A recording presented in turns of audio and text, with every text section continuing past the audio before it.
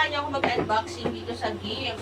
Yan. Itong dalawang gift na to, gift sa akin, ito ng aking nag-iisang sister. Sisterette.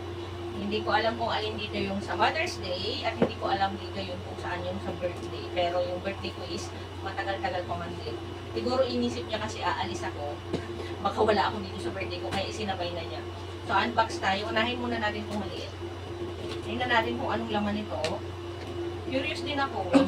Kasi bigla na lang siya pumatok dyan sa may pinto. Matutulog na sana ako. Na-excite naman ako kasi ito yung mga panahon na dati pag birthday, Mother's Day, wala akong nare-receive. So this time, may nare-receive na ako. Nakakatawa, nakakataba naman ng puso. Na-appreciate na ako ng mga taong nakapaligid sa akin. Sure. Wow! Ako, sisterette, ano kaya ito? Ayan. Ayan. Parang ay, naka-box pa din siya. Ang hirap naman. Hindi ko natatanggalin yung box. Ay, ang cute. Oh, ay, sakto to dun sa kwarto ko, oh. Nailaw siya. Ah, wow! Sakto to dun sa kwarto ko. Ang galing. So, ito yung first na gift. And then, yung second, titingnan natin yung pangalawa. Hindi ko in-expect. Kasi ako, hindi naman ako mahilig mag-expect ng mga ganito.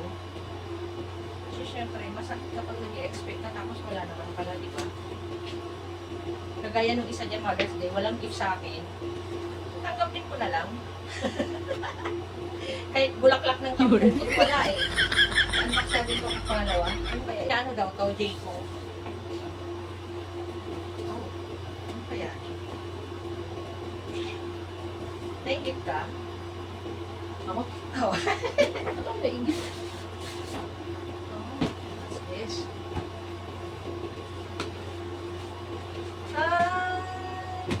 Towel!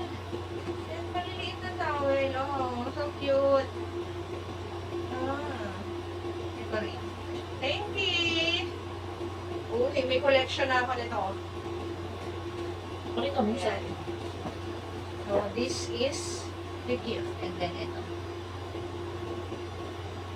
Thank you, Bibe!